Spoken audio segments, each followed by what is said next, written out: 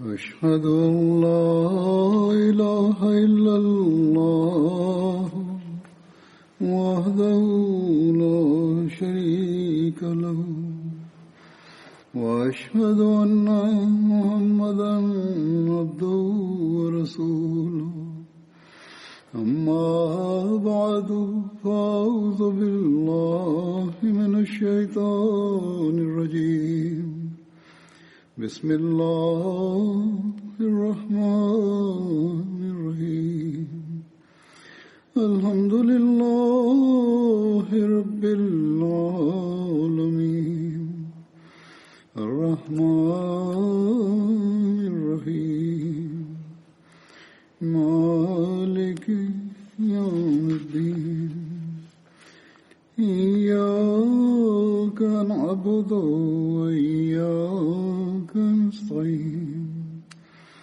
اهدنا الصراط المستقيم صراط الذين أنعمت عليهم غير المغضوب عليهم ولا الضالين. Сегодня я расскажу о сподвижнике по имени Хазрат Муаз бин Джабаль, да будет доволен им Аллах. Его звали Муаз, его отца звали Джабаль бин Амар. Его мать звали Хинд бин Сахаль. Она была из племени Джухайна, которое было ветвью племени Бану Рабах. Хазрат Муаз бин Джабаль был известен под куней Абдурахман. Он был из племени Бану Ади бин Саад бин Али, которое было ветвью племени Хазрач. Автор книги Сири Сахаба «Путь сподвижников» пишет, что у Саада ибн Али было два сына, Сальма и Ади, и из потомства Сальмы образовалось племя Бану Сальма. В период ислама из потомства Ади бин Саада осталось только два человека, это Хазрат Муаз и его сын Абдурахман. Племя Бану Ади и Бану Сальма жили по соседству. Хазрат Муаз бин Джабаль был красивым, белым и румяным человеком. У него были белоснежные зубы и темно-серые глаза. Он был самым красивым и щедрым молодым человеком в своем племени. Абу Наим повествует: Хазрат Муаз был самым стыдливым, терпеливым и щедрым человеком из всех молодых людей среди ансаров. Хазрат Муаз бин Джабаль вместе с 70 ансарами был участником принесения второго баята, обета верности при Акабе. Он принял ислам в возрасте 18 лет. Вместе с посланником Аллаха, мир ему и благословение Аллаха, он принял участие в битвах при Бадре, при Ухуде и в других битвах. Во время битвы при Бадре ему было 20 лет или 21 год. Его единоутробный брат Хазрат Абдулла ибн Джад, так называют тех, у кого одна мать и разные отцы, тоже принимал участие в битве при Бадре.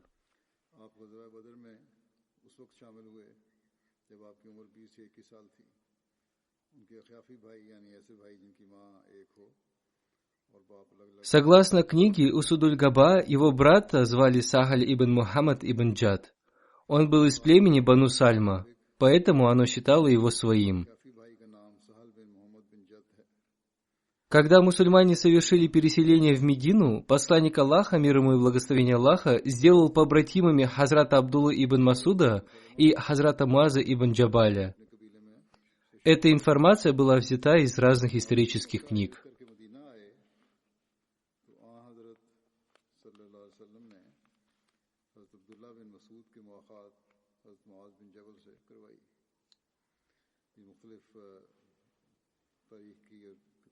После принятия ислама Хазрат Муаз бин Джабаль вместе с другими молодыми людьми из племени Бану Сальма разбил идолов своего племени.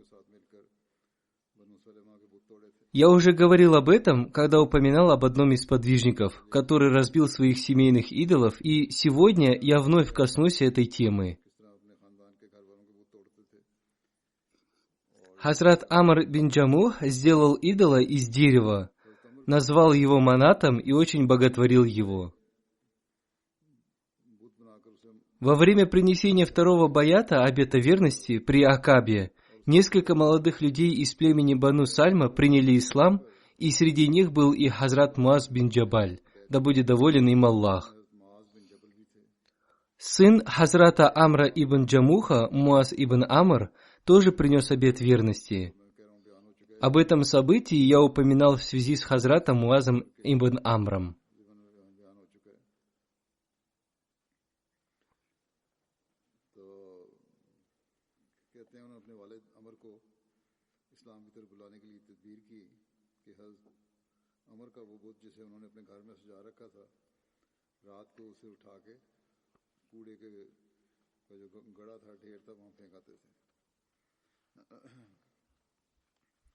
Сын Хазрата Амра бин Джамуха принял ислам раньше своего отца. Его отец был многобожником. Когда его отцу не помогло проповедование, он избрал другой путь. Он взял идола, который был установлен в их доме, и выбросил его на свалку. Амр бин Джамух принес этого идола обратно и с гневом сказал, что строго накажет того, кто это сделал. На следующий день его сын сделал то же самое. Его отец, Амр бин Джамух, вновь принес этого идола к себе домой. Он почистил его, украсил и положил возле него меч. Обратившись к идолу, он сказал: «Я не знаю, кто творит это с тобой, и теперь я оставил возле тебя меч, охраняй себя сам». На следующий день идол был вновь выброшен, и в этот раз он оказался привязанным к шее мертвой собаки, которая валялась на свалке.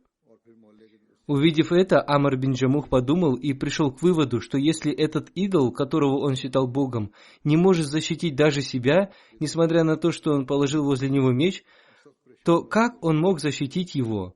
Обратившись к идолу, он сказал: «Если бы ты был истинным Богом, ты бы не был привязан к шее мертвой собаки. Я возношу хвалу высочайшему Богу, который дарует удел и проявляет справедливость».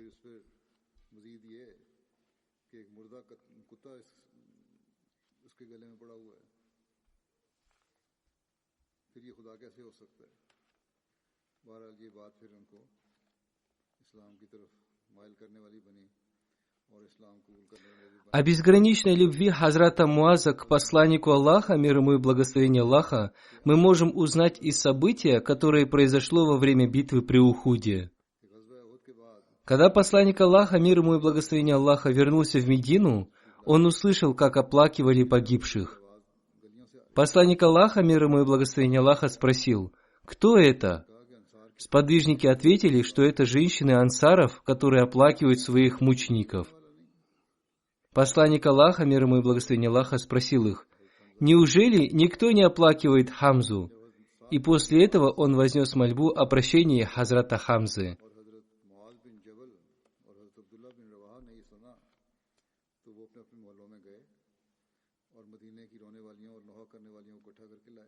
Когда об этом услышали Хазрат Саад ибн Муаз, Хазрат Саад ибн Убада, Хазрат Муаз ибн Джабаль и Хазрат Абдулла ибн Раваха, они отправились в свои кварталы, собрали женщин и сказали им, что никто из них не должен плакать по мученикам ансаров, пока не будет оплакан дядя посланника Аллаха, мир ему и благословение Аллаха, Хазрат Хамза, поскольку посланник Аллаха, мир ему и благословение Аллаха, сказал, что в Медине нет никого, кто бы мог оплакивать Хамзу. Это было проявлением любви к посланнику Аллаха, мир ему и благословение Аллаха, поскольку он испытывал сильную боль в связи со смертью Хазрата Хамзы. Оплакивание запрещается в исламе, однако посланник Аллаха, мир ему и благословение Аллаха, сделал послабление, увидев эмоции этих женщин. Тем не менее, в любом случае, оплакивание запрещено, поскольку сам посланник Аллаха, мир ему и благословение Аллаха, запретил это.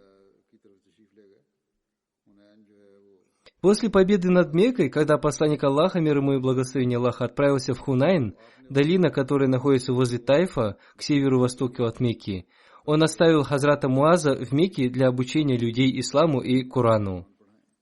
Хазрат Муаз ибн Джабаль принимал участие в битве при Табуке. Когда посланник Аллаха, мир ему и благословение Аллаха, спросил о Хазрате Кааби ибн Малике, один человек из племени Бану Сальма стал плохо отзываться о нем. Хазрат Муаз ибн Джабаль разозлился на него и сказал: «О посланник Аллаха, Мы всегда видели от него только добро. Мы не видели от него никакого зла.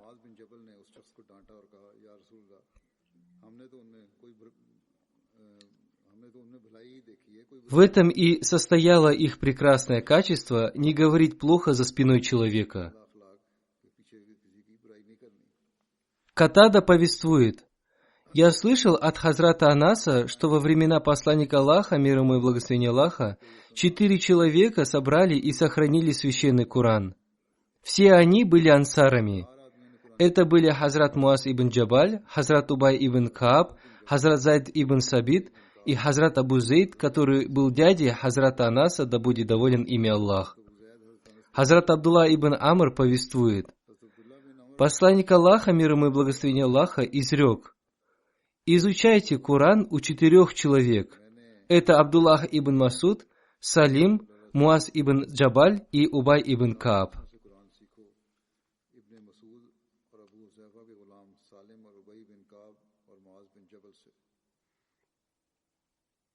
Хазрат обетованный реформатор, да будет доволен им Аллах, сказал: люди хотели выучить священный Коран, поэтому посланник Аллаха, мир ему и благословение Аллаха, распределил сподвижников в качестве учителей священного Корана, чтобы они сначала научились у него, а затем обучали других людей.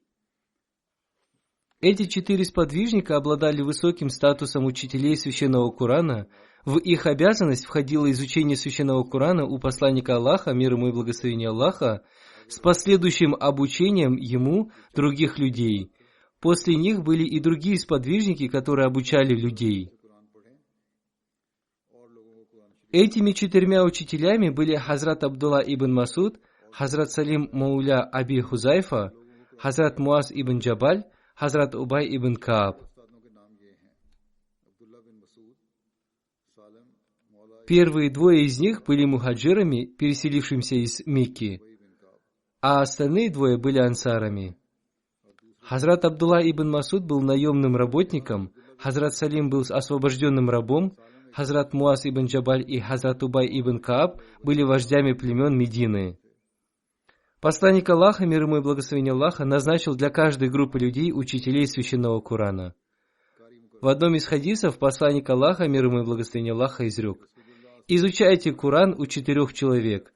Это Абдуллах ибн Масуд, Салим, Муаз ибн Джабаль и Убай ибн Кааб. Это были 4 человека, которые изучали священный Коран у посланника Аллаха, мир ему и благословение Аллаха. Они изучали священный Коран и затем советовались с ним. Кроме них были и другие сподвижники, которые изучали Коран непосредственно из уст посланника Аллаха, мир ему и благословение Аллаха. Однажды Хазрат Абдулла ибн Масуд прочитал одно слово священного Корана по-другому. И Хазрат Умар остановил его и сказал: не читай так, а читай вот так. Хазрат Абдуллах ибн Масуд ответил: так учил меня читать посланник Аллаха, мир ему и благословение Аллаха. Хазрат Умар привел его к посланнику Аллаха, мир ему и благословение Аллаха, и сказал, что он читает Коран неправильно. Посланник Аллаха, мир ему и благословение Аллаха, повелел Хазрату Абдулле ибн Масуду прочитать это слово, и после того, как он прочитал это слово, посланник Аллаха, мир ему и благословение Аллаха, сказал: он прочитал это слово правильно. Хазрат Умар, обратившись к посланнику Аллаха, мир ему и благословение Аллаха, сказал: о посланник Аллаха, вы учили меня по-другому. Посланник Аллаха, мир ему и благословение Аллаха, ответил: то, как читаешь ты, тоже правильно.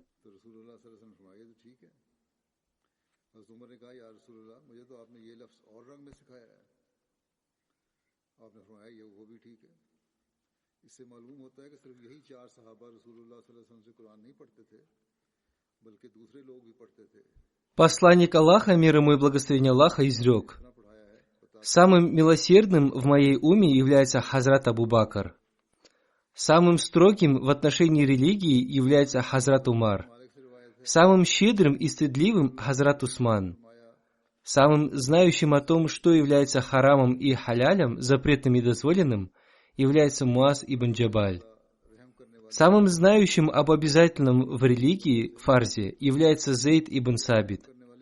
И самым лучшим кари, чтецом Корана, является Убай ибн Кааб. У каждой религиозной общины есть человек, достойный доверия, и в моей умме человеком, достойным доверия, является Абу Убайда ибн Джаррах. Это повествование я уже приводил и раньше.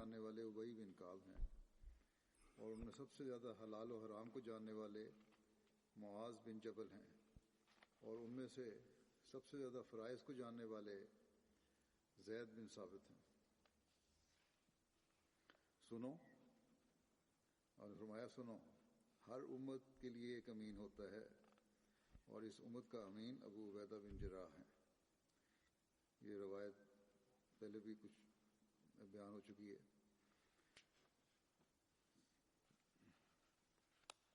Посланник Аллаха, мир ему и благословение Аллаха, изрек: каким же прекрасным является Абу Бакр, каким же прекрасным является Умар, каким же прекрасным является Абу Убайда ибн Джаррах, каким же прекрасным является Усейд ибн Хузейр, каким же прекрасным является Сабит ибн Кайс ибн Шимас, каким же прекрасным является Муаз ибн Джабир, Муаз ибн Амр ибн Джамух. То есть посланник Аллаха, мир ему и благословение Аллаха, хвалил их всех. Это повествование взято из Муснада Ахмада ибн Ханбаля. Передаются слов Муаза ибн Джабаля, да будет доволен им Аллах, что посланник Аллаха, мир ему и благословение Аллаха, сказал: «Заклинаю тебя, Муаз, не переставай говорить в конце каждого намаза: «О Аллах, помоги мне поминать Тебя, благодарить Тебя и поклоняться Тебе надлежащим образом». Хазрат Муаз ибн Джабаль, да будет доволен им Аллах, повествует: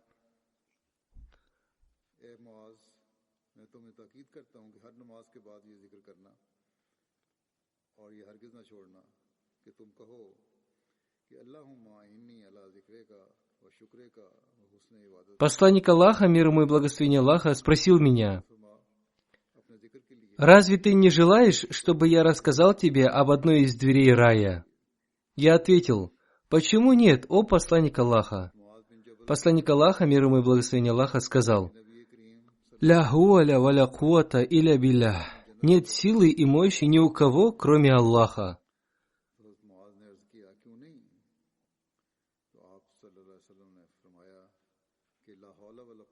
Хазрат Муаз повествует: «Я спросил посланника Аллаха, мир ему и благословение Аллаха, о самой лучшей вере, и посланник Аллаха, мир ему и благословение Аллаха, сказал, что самой лучшей верой является то, когда ты любишь и ненавидишь только ради Всевышнего Аллаха, и когда твой язык постоянно занят поминанием Всевышнего Аллаха». Я спросил его: «Что еще, о посланник Аллаха?» Он сказал: «То, что ты любишь для себя, люби и для других, и ненавидь для других то, что ненавидишь для себя».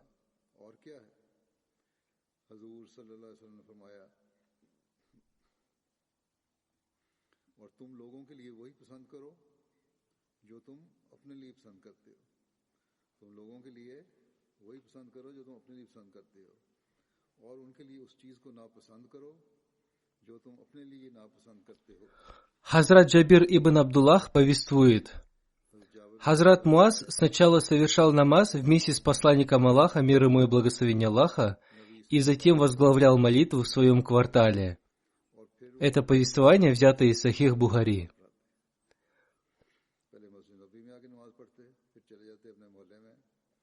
Хазрат Джабир ибн Абдуллах повествует: Хазрат Муаз сначала совершал намаз вместе с посланником Аллаха, мир ему и благословение Аллаха, и затем возглавлял молитву в своем квартале. Однажды он совершил молитву Иша вместе с посланником Аллаха, мир ему и благословение Аллаха, и после этого он возглавил молитву в своем квартале и стал читать суру Аль-Бакара. Один человек стал совершать намаз вместе с ними, и когда Хазрат Муаз стал читать длинную суру, он отошел в сторону, помолился отдельно, и когда он, уже закончив совершать намаз, собирался покинуть мечеть, люди стали называть его лицемером и плохо говорить о нем. Он сказал им: «Клянусь Аллахом, я не лицемер. Сейчас я пойду к посланнику Аллаха, мир ему и благословение Аллаха, и обо всем расскажу ему». Если бы он был лицемером, зачем ему нужно было идти к посланнику Аллаха, мир ему и благословение Аллаха? Одним словом, он пришел к посланнику Аллаха, мир ему и благословение Аллаха, и сказал: «О посланник Аллаха, мы возим воду на верблюдах из одного места в другое и довозим ее для людей, мы трудимся целыми днями. Хазрат Муаз сначала совершил намаз с вами и затем возглавил намаз в своем квартале, и он стал читать суру Аль-Бакара». Тогда посланник Аллаха, мир ему и благословение Аллаха, сказал: «О Муаз, ты хочешь стать искусителем? Если ты руководишь намазом, то читай суры «Клятва солнцем и утренним сиянием его», «Прославляй имя владыки твоего Всевышнего» и «Читай во имя владыки твоего» и «Клятва ночью, когда она покрывает». Это повествование из Сахих Муслима.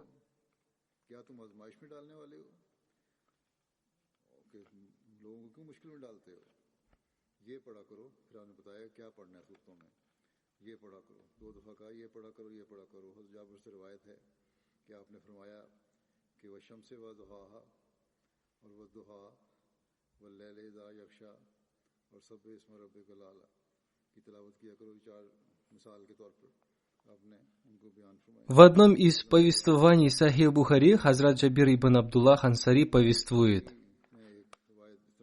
один человек вез воду верхом на 2 верблюдах. Наступила ночь, и он увидел, что совершается намаз, и Хазрат Муаз возглавляет его. Он усадил своих верблюдов и присоединился к молящимся. Хазрат Муаз читал суру Аль-Бакара или суру Ан-Ниса. И вдруг этот человек оставил намаз и ушел. А когда он узнал, что его действие не понравилось Хазрату Муазу, он пришел к посланнику Аллаха, мир ему и благословение Аллаха, и пожаловался ему. После этого посланник Аллаха, мир ему и благословение Аллаха, сказал: «О Муаз, ты хочешь стать искусителем, читая такие длинные суры? Если ты руководишь намазом, то читай суры «Прославляй имя владыки твоего Всевышнего», «Клятва солнцем и утренним сиянием его», поскольку за тобой стоят пожилые, слабые и нуждающиеся люди. Как я уже сказал, это повествование из Сахих Бухари. Относительно наставления посланника Аллаха, мир ему и благословение Аллаха, Хазрату Муазу ибн Джабалю читать короткие суры, Хазрат второй халиф обетованного Мессии, да будет доволен им Аллах, сказал: посланник Аллаха, мир ему и благословение Аллаха, во время коллективной молитвы любил читать суры Аль-Аля, Аль-Ашия, Аль-Фаджр и подобные им суры.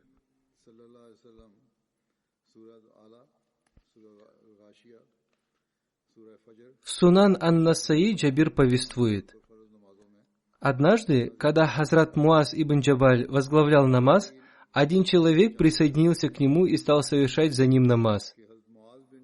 Хазрат Муаз стал читать длинную суру. Согласно некоторым повествованиям, он стал читать суру Али-Имран или Ан-Ниса. Когда намаз затянулся, этот человек оставил коллективный намаз и, совершив в углу мечети свой намаз, он вышел из мечети. После намаза кто-то рассказал об этом Хазрату Муазу, и он назвал его лицемером. Он также рассказал об этом посланнику Аллаха, мир ему и благословение Аллаха. Хазрат Муаз лично рассказал посланнику Аллаха, мир и благословение Аллаха, да пребывает с ним, об этом. Он пожаловался, что этот человек, не закончив совершать с ними коллективный намаз, ушел. Когда этот человек узнал, что на него пожаловались, он пришел к посланнику Аллаха и рассказал ему обо всем. Он сказал: «Я увидел, что совершается коллективный намаз, и я тоже присоединился к нему. Однако он очень затянул намаз. Мы, рабочие люди, моя верблюдица была голодна, и поэтому я быстро закончил свой намаз и пошел покормить ее». Услышав его слова, посланник Аллаха, мир ему и благословение Аллаха, стал недоволен Хазратом Муазом и сказал: «О Муаз, ты вводишь людей в испытания. Почему ты не читаешь суры «Клятва солнцем и утренним сиянием его»?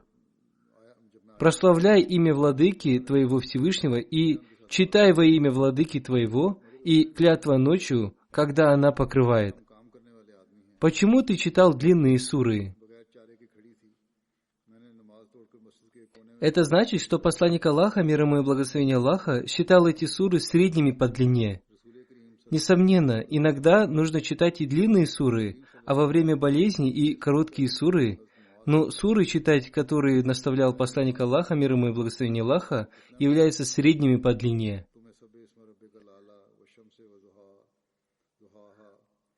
Однако помните, что читать только эти суры тоже является необязательным. Иногда люди читают и другие суры, возглавляя намаз. Иногда нет имама, человек может читать те суры, которые он знает. Это основное руководство. Во время коллективных намазов не стоит читать длинные суры, поскольку среди людей бывает много пожилых, немощных, больных людей, а также работников.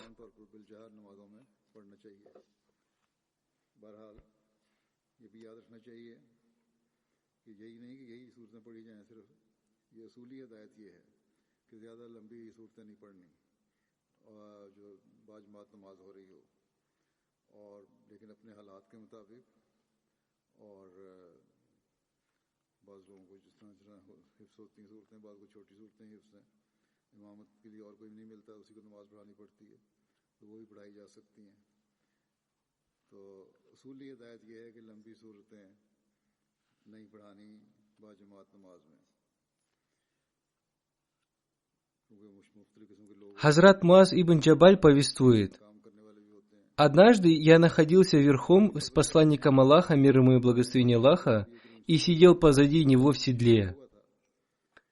Посланник Аллаха, мир ему и благословение Аллаха, воскликнул: «О Муаз ибн Джабаль!»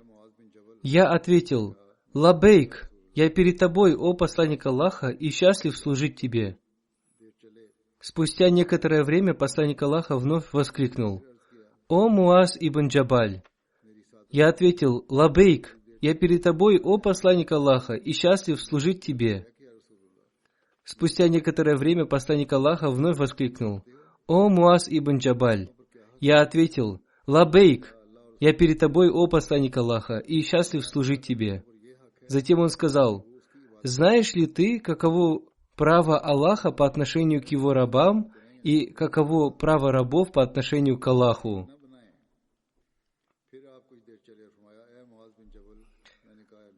Я сказал: «Аллах и его посланник лучше знают об этом». Он сказал: «Право Аллаха по отношению к его рабам заключается в том, чтобы они поклонялись ему и не приобщали к нему никого в сотоварищи. А право рабов по отношению к Аллаху заключается в том, чтобы он по своей милости не наказывал тех, кто не приобщает к нему никого в сотоварищи». Это повествование из Сахих Муслима.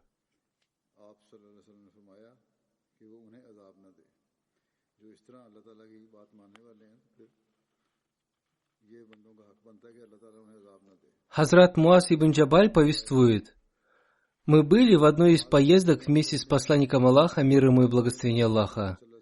Я приблизился к нему и спросил его: разъясните мне, какой поступок я должен совершить, чтобы войти в рай, чтобы огонь удалился от меня». Посланник Аллаха, мир ему и благословение Аллаха, изрек: «Ты спросил об очень великой вещи. Для Всевышнего Аллаха это будет легко. Если Всевышний Аллах сделает облегчение для кого-то, то это будет для него легко». Затем он сказал: «Совершай богослужение, не приравнивайся товарищей к Аллаху, выстаивай намаз, соблюдай пост в месяц Рамадан, плати закат, совершай хадж к дому Аллаха». Затем он сказал: «Не сообщить ли вам относительно дверей блага?» Затем, рассказывая о дверях блага, он сказал: «Пост – это щит. Милостыня стирает грехи так, как вода тушит огонь. Совершай намаз тагаджуд».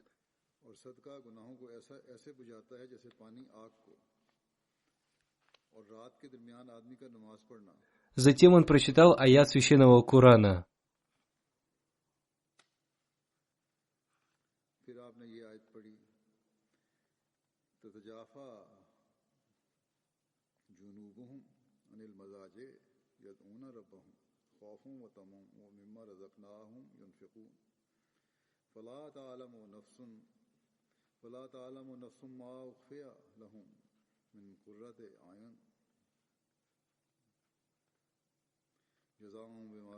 Бока их сторонятся ложа их. Взывают они ко владыке своему со страхом и надеждой. И из того, чем мы наделили их, они расходуют. И ни одна душа не знает, что скрыто для них из услады для глаз, как награда за то, что они делали. Затем он сказал: «Не рассказать ли вам об основе всего этого, благодаря чему они действуют?» Я ответил: «О посланник Аллаха, обязательно расскажите». Посланник Аллаха, мир ему и благословение Аллаха, взявшись за свой язык, сказал: «Следите за ним». Я спросил его: «Разве мы будем отвечать за свои слова?» Посланник Аллаха, мир ему и благословение Аллаха, сказал: «О Муаз, да пребудет с тобой благословение Аллаха. Люди не попадают лицом в огонь, кроме как из-за своего языка».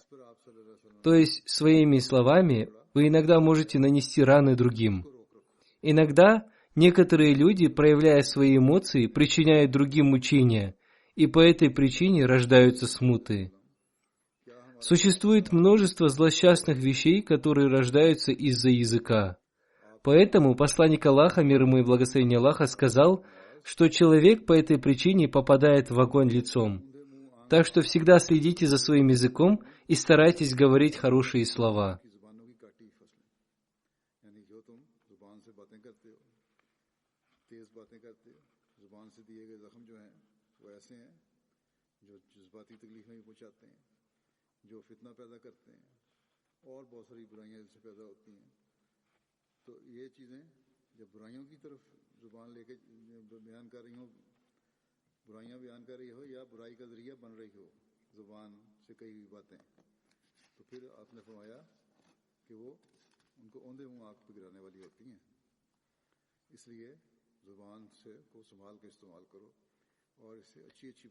Хазрат Кааб ибн Малик повествует: Хазрат Муаз ибн Джабаль еще при жизни посланника Аллаха, мир ему и благословение Аллаха, и во время Хазрата Абу Бакра, да будет доволен им Аллах, выносил фетвы в Медине. Мухаммад ибн Сахаль ибн Абу Хасима со слов своего отца повествует: во времена посланника Аллаха, мир ему и благословение Аллаха, 3 из мухаджиров и 3 из ансаров выносили фетвы. Это были Хазрат Умар, Хазрат Усман, Хазрат Али, Хазрат Убай ибн Кааб, Хазрат Муаз ибн Джабаль и Хазрат Зейд ибн Сабит, да будет доволен ими Аллах. Абдурахман ибн Касим со слов своего отца повествует: когда Хазрат Абу Бакр нуждался в совете относительно фикха и других религиозных вопросов, он вызывал к себе следующих людей из мухаджиров и ансаров: Хазрата Умара, Хазрата Усмана, Хазрата Али, Хазрата Абдурахмана ибн Ауфа, Хазрата Убая ибн Кааба, Хазрата Муаза ибн Джабаля и Хазрата Зейда ибн Сабита, да будет доволен ими Аллах. Это был своего рода комитет по вынесению фетв. Хазрат Абу Бакр разрешил им выносить фетвы на основе учений посланника Аллаха, мир ему и благословения Аллаха. Хазрат Муаз ибн Джабаль переселился в Сирию и стал жить там еще во времена Хазрата Абу Бакра. Хазрат Умар по этому поводу сказал, что после его переезда население Медины стало нуждаться в его фетвах, и Хазрат Умар попросил Хазрата Абу Бакра вернуть его в Медину. Однако Хазрат Абу Бакр отказался сделать это, сказав при этом: «Я не могу остановить того, кто вознамерился обрести мученическую смерть». Хазрат Умар сказал: «Клянусь Аллахом, человек может обрести мученическую смерть, находясь даже в своей кровати».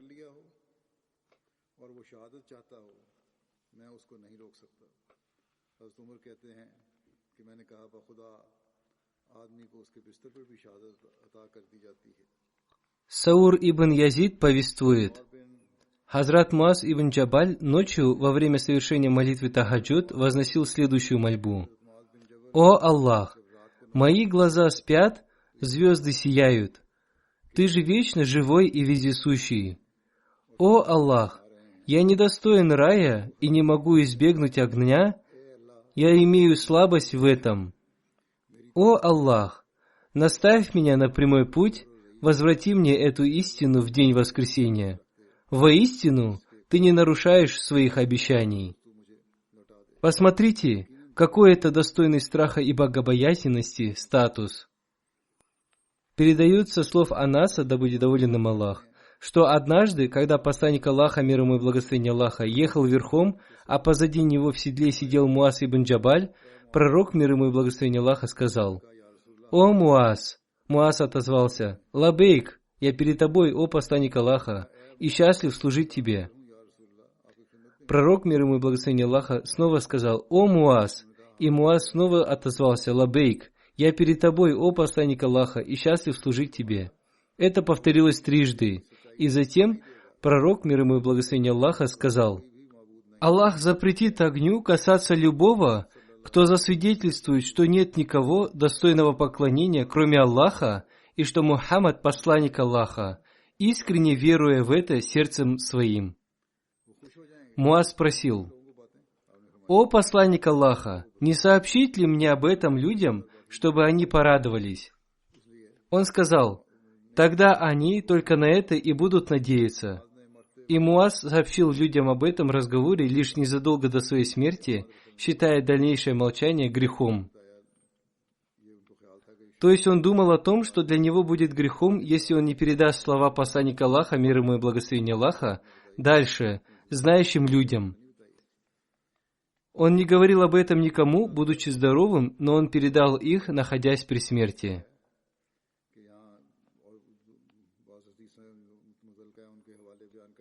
Хазрат Валиуллах Шах Сахиб в своем комментарии к хадисам Сахих Бухари написал: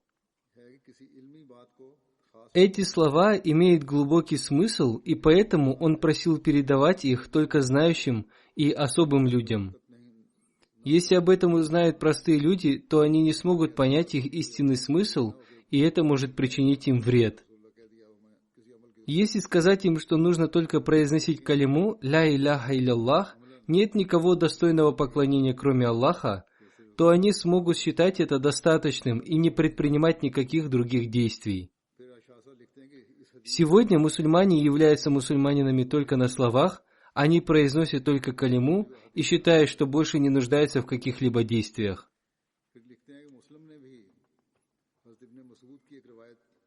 Далее Хазрат Шах Сахиб пишет: «Этот хадис разъяснил все подобные вещи. Он привел многие хадисы, и этот хадис тоже был среди них». Далее он пишет: в Сахих Муслима Ибн Масуд повествует: «Ты рассказываешь хадисы разумным людям, но для других людей они могут оказаться испытанием». Одним словом, нужно обращаться к людям соответственно уровню их разума и знаний. В ином случае некоторые слова могут стать для них испытанием. Сейчас мы посмотрим, что далее написал об этом Шах Сахиб. Это совсем другие повествования, и они будут очень длинными. Далее Шах Сахиб пишет: «Сейчас мы видим, как так называемые богословы, создатели верующих, сделали калиму «Ля иляха илlallah Мухаммаду Расулюллах» щитом для себя. Они хотят освободить людей от обязанностей шариата, выдавая им так называемый свой сертификат веры. То есть говоря, что для них будет достаточно произнести калиму, они полагают, что им уже не нужна вера в сердце и другие обязанности. Каждый мулла и каждый проповедник считает, что тому, за кого прочитали молитву и калиму, уже больше ничего не нужно делать. Он уже обрел сертификат веры. Далее Шах Сахиб пишет: «Посланник Аллаха, мир ему и благословение Аллаха, сказал: веры не будет ни в сердцах, ни на языках, напротив, вера будет пребывать на плеядах». Посланник Аллаха, мир ему и благословение Аллаха, указал на это в те времена, когда уже существовали верующие люди. Посланник Аллаха, мир ему и благословение Аллаха, сказал: «Тот, кто не предавал Аллаху сотоварищей, войдет в рай». Посланник Аллаха, мир ему и благословение Аллаха, обратился к Хазрату Муазу 3 раза и затем замолчал. Это значит, что он увеличил в нем желание поиска знаний. Когда Хазрат Муаз 2 или 3 раза повторил слова «Я здесь, о посланник Аллаха», это означало, что в нем увеличилось желание поиска знаний.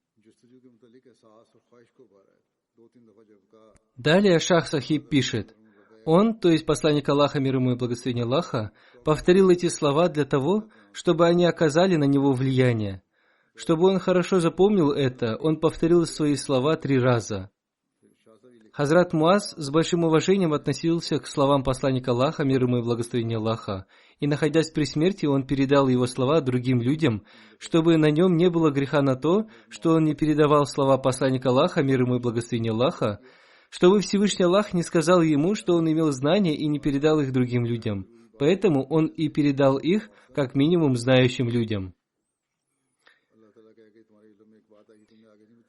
Сегодня мусульмане притязают на обладание верой посредством калимы и думают, что этим они уже очистились от ширка, греха многобожия, однако их сердца наполнены ширком.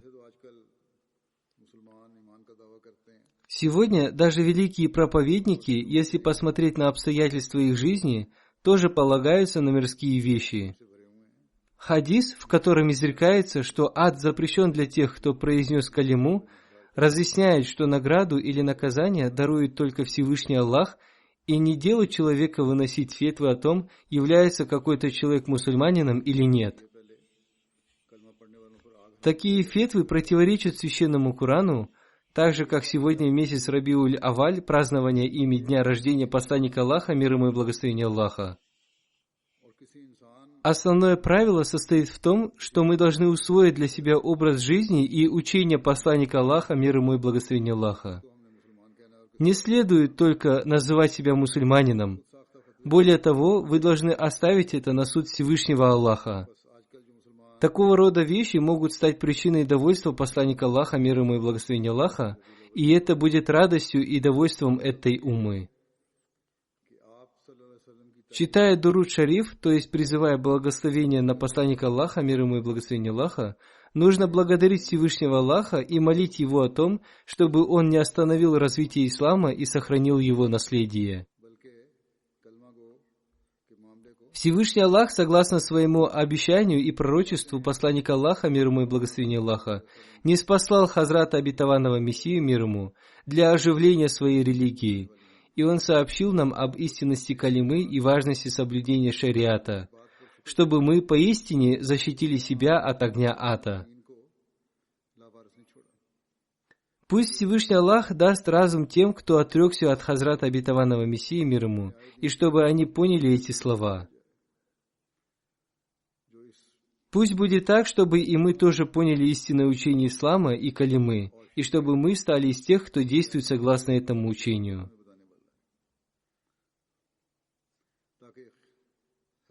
Передают, что Муаз ибн Джабаль сообщил: в год похода на Табук мы выступили из Медины вместе с посланником Аллаха, который объединял молитвы в пути и совершал полуденную молитву Зухр вместе с послеполуденной Аср, а закатную Магриб с вечерней Иша. Однажды он отложил молитву, потом вышел из своего шатра и совершил полуденную молитву Зухр вместе с послеполуденной Аср, а потом вошел в шатер.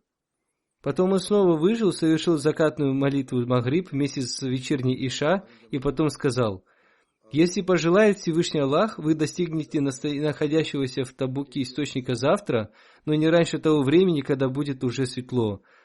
Так пусть же тот из вас, кто пойдет к этому источнику первым, не прикасается к воде, пока туда не приду я». Когда мы подошли к этому источнику, оказалось, что нас опередили 2 человека, а из источника текло очень мало воды. Посланник Аллаха, мир и благословение Аллаха да пребывает с ним, спросил их: «Прикасались ли вы к этой воде?» Они сказали: «Да». И пророк Аллаха, мир и благословение Аллаха да пребывает с ним, отчитал их, сказав им то, что было угодно Аллаху. Потом люди стали понемногу зачерпывать оттуда воду руками, пока какое-то количество ее не набралось в сосуде. Посланник Аллаха омыл этой водой руки и лицо и вылил ее в источник, из которого стала течь вода в изобилии. И все люди смогли напиться, после чего посланник Аллаха, мир и благословение Аллаха да пребывает с ним, сказал: «О Муаз, Если проживешь ты достаточно долго, то увидишь здесь множество садов.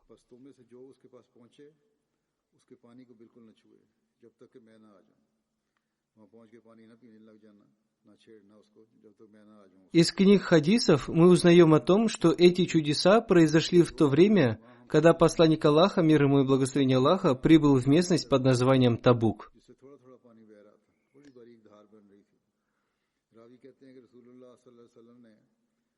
В книге Сират ибн Хишама написано, что это событие произошло в долине Мушакак после возвращения из Табука.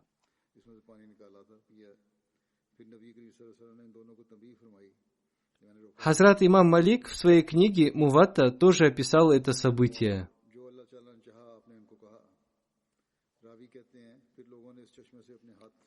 Мухаммад ибн Абдул-Баки Заркани в своих комментариях к хадисам написал: Абу Валид Баджи повествует, эта весть была из разряда невидимых. Посланник Аллаха, мир ему и благословение Аллаха, обратил особое внимание на Хазрата Муаза, который должен был переселиться в Сирию и умереть там.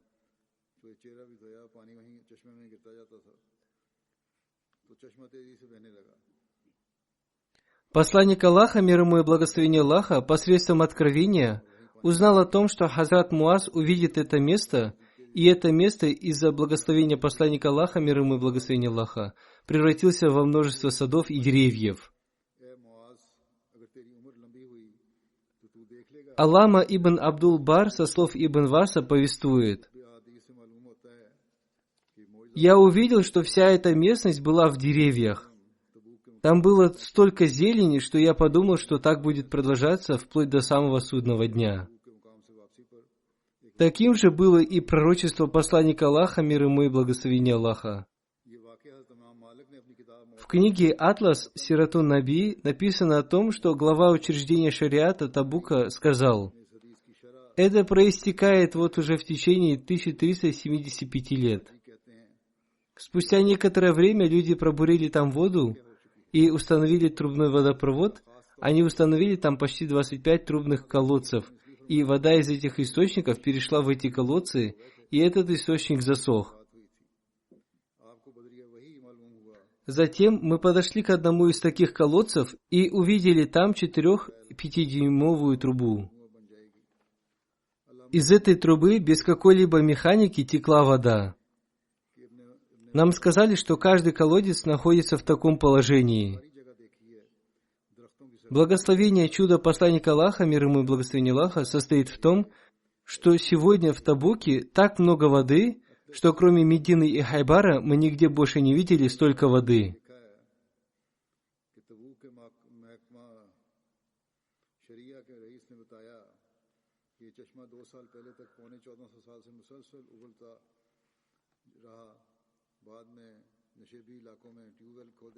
Истина состоит в том, что воды в Табуке больше, чем в Медине и Хайбаре. Из-за обилия воды Табук утопает в садах. Согласно пророчеству посланника Аллаха, мир ему и благословение Аллаха, местность Табук наполнена садами, и их количество с каждым годом увеличивается.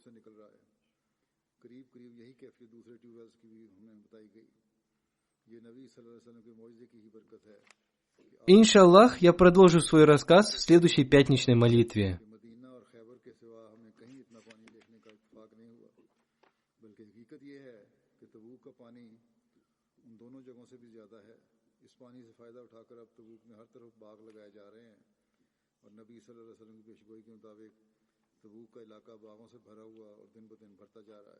Сегодня, после пятничной молитвы, я совершу молитву Джаназа Гайб по нескольким покойным. Первая молитва будет совершена по покойному Маульви Фарзанду Али, старшему миссионеру района Гурда, Дуниягар, Уриша, Индия. Он болел диабетом. 10 сентября 2020 года он вдруг заболел брюшным тифом и пневмонией. Его привезли в больницу, и там он умер. Инна лиляхи ва инна иляхи раджун. Покойный был Муси. У него осталась супруга Сакина Бегим, дочь Фариха и сын Райхан. Покойный был всегда впереди в своем служении и общине. Он всегда заботился о миссионерах и учителях, которые служили под его руководством. Он был сдержанным, мягким, добрым, богобоязненным и честным человеком.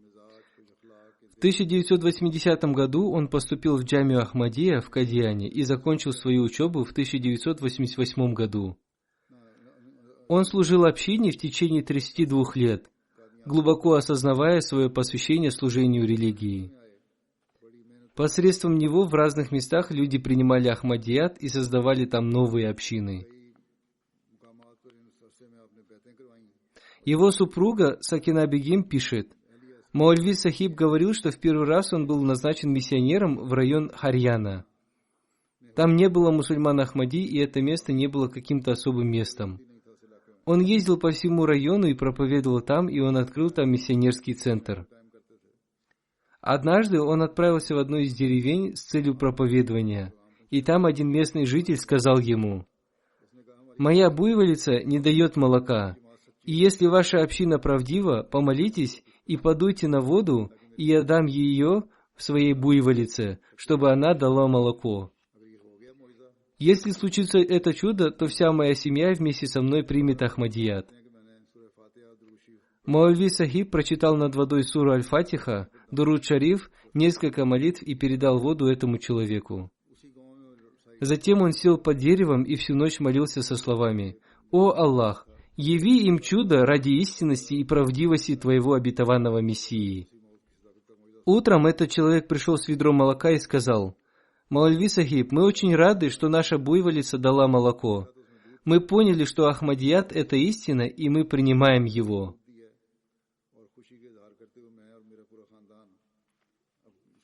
Его сын Райхан пишет: «Мой отец был очень скромным, добрым и мягким человеком. Он всегда с любовью обращался с другими.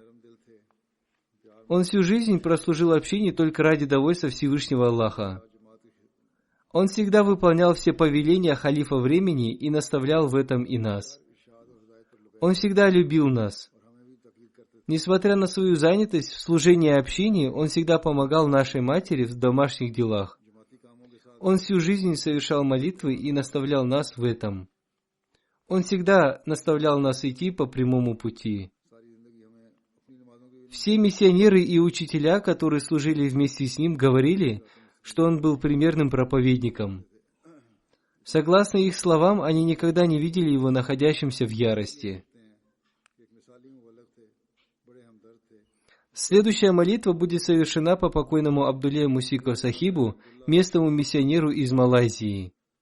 7 октября он потерял сознание, его привезли в больницу, и там ночью он скончался. Инна лиляхи ва инна иляхи раджиун. Ему было 68 лет. Покойный был Муси. У него осталась супруга и 8 детей. 2 его зятя, Салахуддин Сахиб и Масрур Ахмад Сахиб, служат в Малайзии миссионерами. Покойный родился на Филиппинах. После окончания университета он пошел в национальную мусульманскую организацию «Либеральный фронт». Эта организация выступала против государства. Их цель заключалась в создании мусульманского государства на Филиппинах. В 1973 году его родители переехали в Малайзию. Там они жили в районе Сандакан-Саба. Всевышний Аллах одарил его разумным сердцем. Он много раз видел во сне Хазрата обетованного Мессию, мир ему, Хазрата второго халифа и Хазрата третьего халифа обетованного Мессии. Покойный принял Ахмадият в 1973 году во время Джальсы Саляна, ежегодного съезда общины в Такинабало. Когда он увидел, как проходила Джальса Саляна общины, это увеличило его веру, и он принял Ахмадият. В Сандакане, где он жил, не было миссионеров. Он очень любил читать, и, прочитав много книг общины, он стал проповедовать. Он проповедовал друзьям, родственникам и другим людям. Таким образом, посредством него многие люди приняли Ахмадият. Позднее он посвятил себя служению общине и после этого служил общине в качестве миссионера. На Филиппинах он несколько лет служил вместе с Хайруддином Марус Сахибом. Одним словом, он служил с искренностью и скромностью. Он всегда проводил дискуссии с христианами. Посредством него многие люди приняли ислам. Он не говорил на урду, но очень хотел выучить этот язык.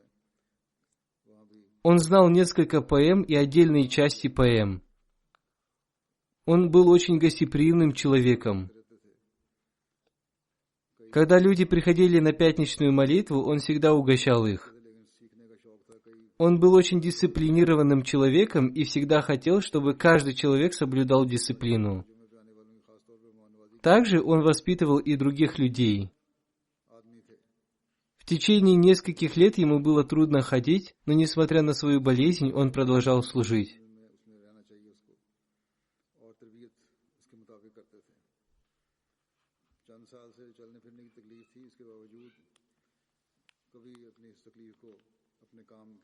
Третья молитва будет совершена по Абдуль-Вахид Сахибу, местному миссионеру в Кадиане.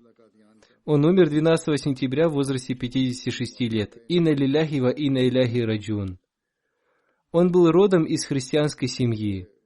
В его семье Ахмадият сначала принял его старший брат, который тоже служил в общине в качестве местного миссионера. Затем приняла Ахмадият вся его семья.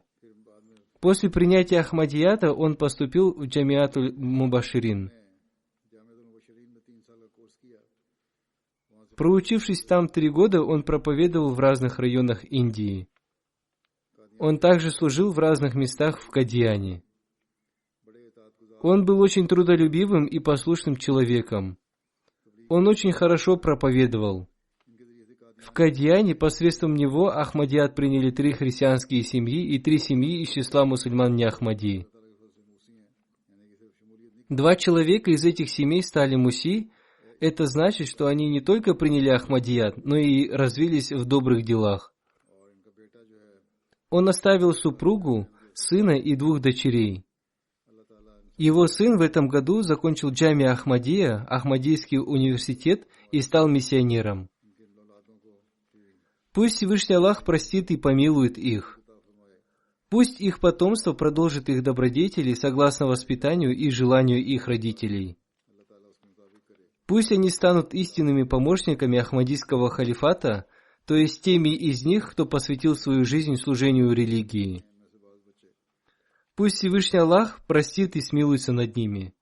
Как я уже сказал, после пятничной молитвы я совершу по ним погребальную молитву Джаназа Гайб.